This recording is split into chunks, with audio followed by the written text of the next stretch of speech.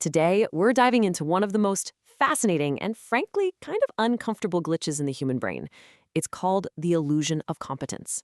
And our story kicks off with these 5 just totally baffling words. Picture this. A man is getting arrested, police are slapping on the handcuffs, and all he can say in complete disbelief is, "But I wore the juice." What on earth could that possibly mean? To figure that out, we have to travel back to the 90s, to a bizarre crime pulled off by a man who was absolutely convinced he had the perfect plan. Okay, so here's what went down. On April 19th, 1995, a man named MacArthur Wheeler robbed 2 banks. But here's the weird part.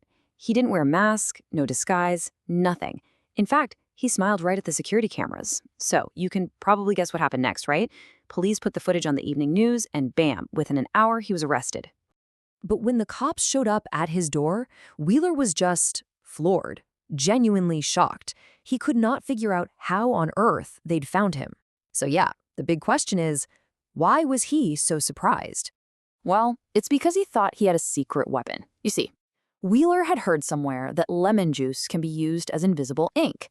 And from there, he made this incredible, catastrophic leap of logic. He figured if he just rubbed lemon juice all over his face, it would make him invisible to cameras. Now, the thing is, he wasn't crazy. He was just disastrously, completely confident. Wheeler's story and his absurd confidence are more than just a funny anecdote. It actually sparked a whole scientific investigation into a really interesting question. Why is it that the people who know the least often believe they know the most? This is where we start our climb up what's sometimes called Mount Stupid. Yeah, this wild story caught the attention of a couple of researchers at Cornell University, a psychologist named David Dunning and his grad student Justin Kruger. They were fascinated by Wheeler's absolute certainty. It got them thinking, could it be that being incompetent at something actually robs you of the very ability to recognize your own incompetence? So, they put together a few simple studies to test this out. They got a bunch of students and gave them tests on things like grammar, logic, even judging humor. But here's the key part. After each test, they asked every student one simple question. So, how well do you think you did compared to everybody else? And the results, they were absolutely staggering. I mean, look at this. The students who performed the worst, we're talking the bottom quarter, scoring around the 12th percentile. They thought they had absolutely crushed it. On average, they guessed their school was up around the 62nd percentile. That is a massive gap between reality and what they believed. So here's the main takeaway, the really critical point. The people who were objectively the worst at a task were also the most blissfully unaware of it. It's like their very lack of skill created this powerful illusion of expertise. And of course, this whole phenomenon became known as the Dunning-Kruger Effect. So what's going on here in our brains? It all boils down to a concept called metacognition. It sounds fancy, but it's really just your ability to think about your own thinking. It's the skill of knowing what you know and, more importantly, knowing what you don't know. And this is where we get to the cruel irony of the whole thing. Think about it. The exact same skills you need to be good at grammar are the skills you need to recognize that you've made a grammatical error. So if you don't have those skills in the first place, you literally can't see your own mistakes. Your incompetence becomes invisible to you. You can almost map this whole journey. When you first learn just a little bit about something, your confidence skyrockets. That's Mount Stupid. But then, as you learn more, you realize just how much you don't know, and your confidence plummets into the valley of despair. It's only by pushing through that you start to climb the slope of enlightenment, where your skill and confidence finally start to grow together. But here is where it gets even more interesting. The Dunning-Kruger effect isn't just about novices. It has a really surprising twist when you look at the other end of the spectrum, the experts. Remember that Cornell study we were just talking about? Well, what about the top performers? The students in the top 25%, the true experts in the room. They did the exact opposite. They consistently underestimated how well they performed compared to everyone else. The difference in mindset here is just night and day.